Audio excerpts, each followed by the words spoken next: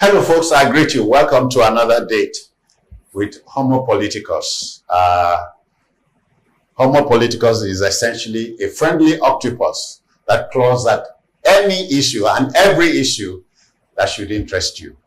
Today, Nddc, the Niger Delta Development Commission, to borrow 1 trillion naira for legacy projects. Well, agency smarts of bazaar for the unscrupulous. You know, as an interventionist agency of government, the Niger Delta Development Commission, Nddc, was established by the former President Olusegun Obasanjo administration as a permanent response to the demands of the Niger Delta population of diversified minorities. From inception, the Nddc has got billions of naira, no thanks to politicians who, without scruples, appropriate monies to themselves, and that make you think there's a bazaar going on. Now, the unsettling news has come that the agency is to borrow 1 trillion naira to fund legacy projects. And coming at a time the country is reeling under a mounting debt burden, the announcement by the Nddc MD, Samuel Ogbuku, while defending a proposed 1.9 trillion naira budget before the House of Reps, raises a fundamental question. Would the Nddc ever realize its dreams? Let's have a conversation, please. My two conversationalists are familiar to you. We have the effervescent Akin Fatunke here. Akin, welcome one more time. Thank you very much, Mrs. Jones. Good morning. Mr. Fatunke, you look so bad this morning. Yes, so bad. Don't forget my profession is a conservative profession. Okay. And when there are sobering moments. This is sobering times. Okay. And sobering season. Okay. So we're in it together. We are in together. We are joined by the indomitable Emeka Madunagu. Emeka, I welcome. Thank you so much, Citizen. Did you say indomitable? Yeah, don't go to court on that. No. I mean, the indomitable I know is the Cameroonians. Is it from Cameroon? Oh, we made them domitable. We beat them. So, but Emeka is indomitable. So let it be. Gentlemen, the Nddc is in the news one more time. This time, it wants to go out borrowing. It's such sad news every time you hear about borrowing. I just wonder, can't the heads of MDAs be creative for once? Because the fact that we're a developing nation doesn't mean that we should be an unthinking or uncreative or uninnovative nation. We should, why would an agency like Niger Delta Development Commission be seeking to borrow 1 trillion? I don't even know what 1 trillion will do for even one of the 9 states under its body. Because is it roads? The construction of roads is very expensive, especially in that area. But Emeka, all 9 states may not be burdened by bad roads. Yes, yeah, okay, fine. You have bad roads. You understand? What burdens me is this. Nddc is an interventionist agency. How you now expect an interventionist agency to now permanently, just like the script, to now permanently address issues on a going basis? Beats my imagination, because you have a Niger Delta ministry. So it should no longer be regarded as an interventionist, because interventionist, it will be in my view, it will be unable to meet its core mandate. Because all it will just be doing is just borrow money, get allocations from government, intervene, go back to the office, intervene, go back, instead of laying a blueprint. I thought you were going to going forward. I thought you were going to interrogate these legacy projects. You see, what are legacy projects? Nddc has thousands of abandoned projects, uncompleted or abandoned. Yeah. You now want to add legacy projects. Why not try to complete these projects? What are legacy projects? You are not going to create human beings. You are not going to reinvent the wheel. You are not going to take over the job of the government. You can polish the wheel, even though you are not. Yes, you can polish it, but you see, you can also tweak the wheel to, serve different purposes. But I think the NDDC should, as a matter of urgency, find a way of fixing the abandoned projects, not legacy projects. Thank you, Emeka. Aki, mine is this. The NDDC is an integral arm of the Ministry of Niger Delta.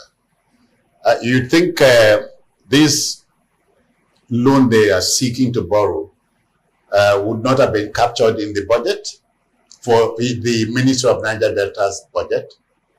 Because it would appear to me that the NDDC is a major child of the Ministry of Niger Delta.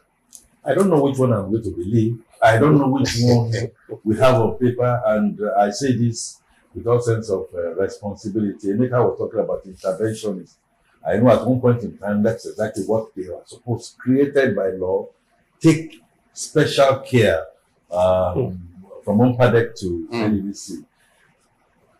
But in the same milieu, we have had situations where the minister, the NDC people have fought openly. You remember the minister allegedly has a female friend who is there, and then switch off your phone or switch off your phone. You rather remind me of your mic episode. And you remember Professor Ponde, a former MD of the NDC,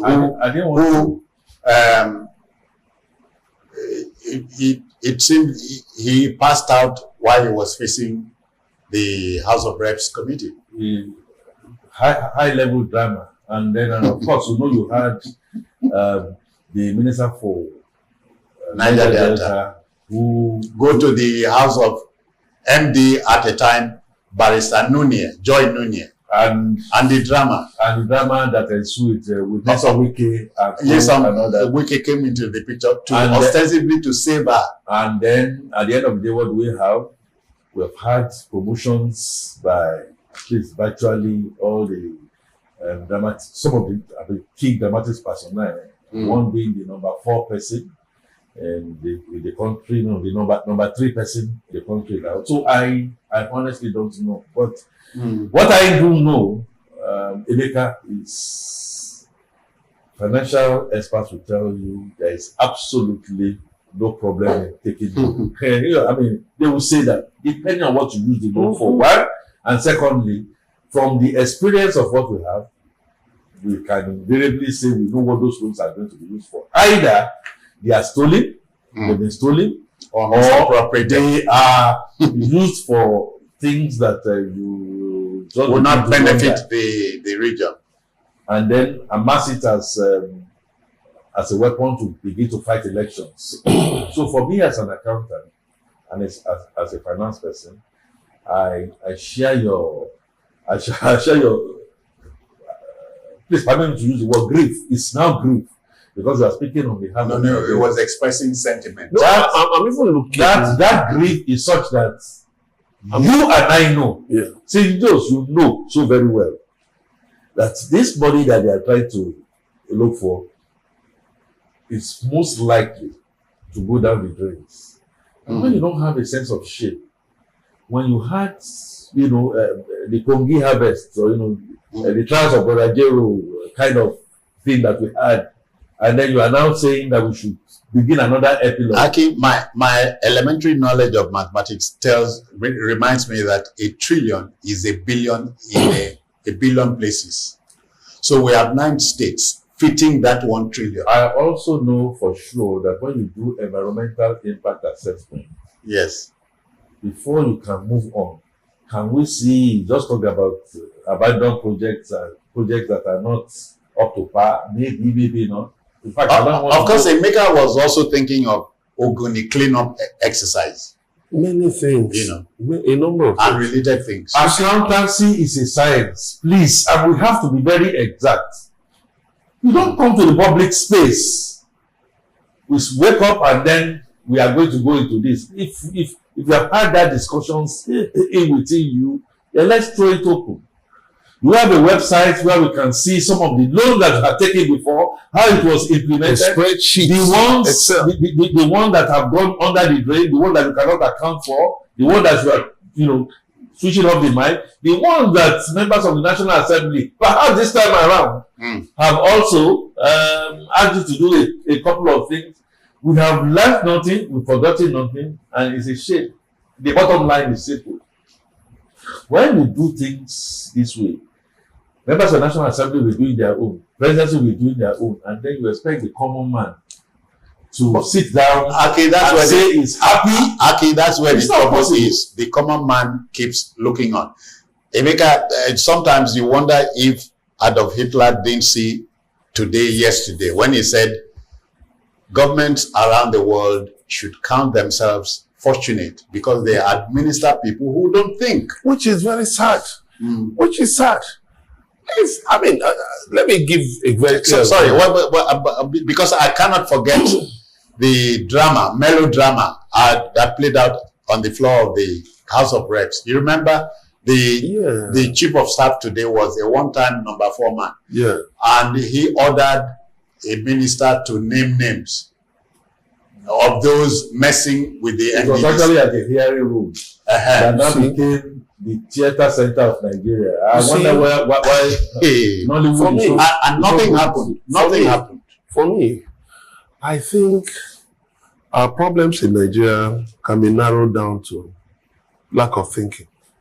And then we have a citizenry that also doesn't think. So it's the same old system. I'll use an example of the NCDMB, Nigeria Content Development and Management Board. The immediate administration, headed by Simbi Wabote, the former executive secretary, just some time back, the Minister of State, Heneke Lokobiri, accused him of misusing the funds of the agency. Then he came out clearly and listed all that was the money was used for. Supposedly. My respect for Simbi Wabote rose. Why? He said he invested money in the Watersmith refinery in Niger, in Imo State. Not long after, Watersmith declared a profit. When some other companies, take note, oil majors are exiting the Niger Delta. One of the indigenous ones, Seplat, declared a loss. But at that same time, Watersmith declared a profit. And Simbi Wabote stated how much was expected. When the money came, when they declared their, when they read their annual report, of course, the current years was so elated, about the figure. Then there are other investments. He said they put money here and there, ongoing investments. Now, these are the things I expect Nddc to do. Our problems are tailor-made. Our problems in Nigeria, you don't need to go to the moon. No, they're just there. You don't need to go to the moon to, what are Nigeria's problems? They are there. So what you do is find simple solutions, creative solutions to them. And you should know, when you are borrowing money, the cost of money is one. The value of the money is another thing. Then the other thing is that project, those legacy projects that you're borrowing money for, how will they pay back the money? Which is one question I usually get when I have to have financial discussions, in business and all of that. I ask a question: what we are going into, how will it pay back the money? Because it will not be right for you to be eyeing the next allocation of Nddc, to use in payback, which is where the Nigerian government and its agencies miss it. Yeah. We take loans based on our resources, whereas in the US, they raise bonds. They raise bonds to take care of loans. So nobody ties you to how much oil is coming out from the ground or anything. As we sit, as we speak, do you know now what is actually coming to the Nigerian government in terms of daily oil production is 200,000 barrels per day. Because the Buhari government paid forward some. The Tinubu government have paid for up till June this year. Information that was just released, yesterday by the Nigerian upstream, the N1TR, Regulatory Commission. Thank you, sir. So when you look at it, so what we have basically is just 200,000 barrels per day. How do you now move forward? Thank you. You must be creative. We are told that one of the underpinning requirements for a healthy democracy would be respect for rule of law. There are laws in this country to punish bad behavior. Bad behaviors have been discovered in the Nddc. Nobody has been punished. And so the bystander, the everyday Nigerian, the Niger Delta will look again. And the question comes, would the Nddc ever realize its dreams at the rate we are going? At the rate we are going, government agencies, NDAs, without accountability, and without structure and process, and without respect for the rule of law, and then there is an overall cover, lack of sense of shame. You know, it's my turn. You get in there, you go and despoil, then come out, fight, go to the National Assembly, fight at the National Assembly, and then they ask you to go away and see no more. So will the Niger Delta or the Nigerian nation ever come out of this quagmire of sorts? Unfortunately, not. However, you made a reference to a quote from Adolf Hitler. Maybe I want to change it a little bit. Yeah, it's going on because people that the Holy Poloi cannot think. The Holy Poloi has been pushed to a wall now, and we are beginning to see pockets of resistance. Not too far away from us, what is happening in Kano. And you know, like they say, when the poor now decide to swallow the rich, they swallow wholesomely. Swallow wholesomely, you won't even see a trace. Which I think, again, is unfortunate. I think the Nddc is a clear metaphor, amongst others, that democracy is not working in our kind. It's not working the way they should work. And rather than we are doing a bit here, NGOs, the media, and sorry, and okay, the labor, not because face some of those people squarely. Okay, the idea is not to puncture. The idea is not to puncture your balloon, but mine is this: according to democracy, is seemingly not working here because we have more powerful individuals than institutions. Oh yes, powerful individuals are not powerful institutions. One, and secondly, Setmoy the law was that Marie Antoinette, the king, Louis XVI that makes that statement. They believe that as far as they are concerned, they are going to do it. I don't think it's going to come out of it. But I think, like Harold Macmillan said in 1960, we should be telling ourselves that this wind of change that is casting the scale of the eyes of those who you call unlearned is coming nearer and nearer home. Please ask the French. Ask what is happening in the West African sub-region. Ask what is happening to ECOWAS. And if it begins, if that wind of change keeps on the way it is going, I think my country, Nigeria, should not feign. Yeah, okay, except that in the case of ECOWAS, the sub-regional group, I see what's happening with the decisions taken by Niger, Chad, and Mali as representing a waning influence of the French in Africa. Maybe, not entirely. Perhaps look from a particular prism. You know, when revolution starts, one of the first things that they will do is they cut your head, cut everything off. Then when eyes open, He now realized that after cutting the head, There are worse heads. what's next? I just think that Nigeria being, in quotes, the largest black conglomeration. Aki, you are taking it home. You are taking it home. Yeah. I think a word is more than enough for the wise, and so I expect. And the wise may hear and get wiser. And so he talked about Waterman on the modular refinery stuff that is going. Watersmith, yes. Watersmith, and it is structured in a way that at least they become accountable. That's what we do in the private sector. But when you take taxpayers' money, just take it and just decide that you are going to go and take a loan, and some of those loans are going to be written in Chinese or Japanese and stuff like that. You will not be able to interpret them. You will not go through some of the model. If they come back and tell me that I don't know what I'm saying, but I'm basing this on facts. There to be different is alien to Nigeria, and this must stop. Otherwise, the song by I don't know who the artist is comes to mind. Shana like this we go day. Emeka, as you take this up,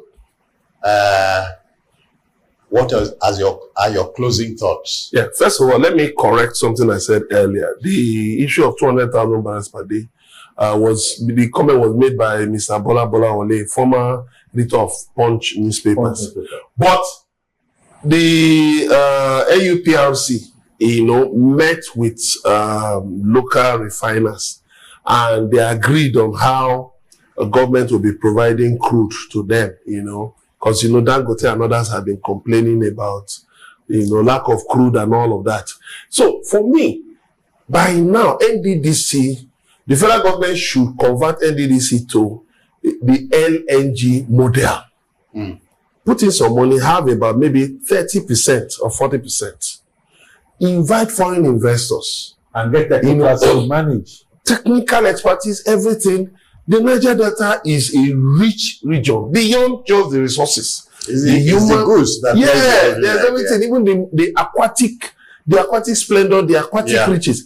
Make the Nddc into something like LNG, so that what you do, you can then, when you put in money, foreign investors will put in money, and then put the abandoned legacy and everything projects. You can take care of them. Then you'll be accountable. Those abandoned projects, if there are some that can actually be given out to the communities or sold to state governments, or just outrightly scrapped, good and fine. That way, you see, you make the Nddc more meaningful. Look at LNG. Do you know there were times Nigeria's revenue did so badly that it was the LNG that actually saved us. They did, yeah. Dividends from LNG that saved us. So we should have more like that. More islands those models, of prosperity. Those models are there, but we have human beings who see that is the way the models will go, but they turn the other side. Why? Yeah. Because of corruption. Yeah. Okay. We end it there, folks. Let the debate continue from your part of town. Remember, the Nddc, the Niger Delta Development Commission, wants to borrow ₦1 trillion for legacy projects. Do you understand the dynamics? Until we come your way again, on behalf of the Backroom Boys, this is, and let's quickly thank Aki Fatunke for coming, for your time. Always a pleasure. Thank you very much. And Emeka Madunagu. Thank you very much. So I'm out of here. I'm Citizen Jones Hussein. Bye-bye now. Take care.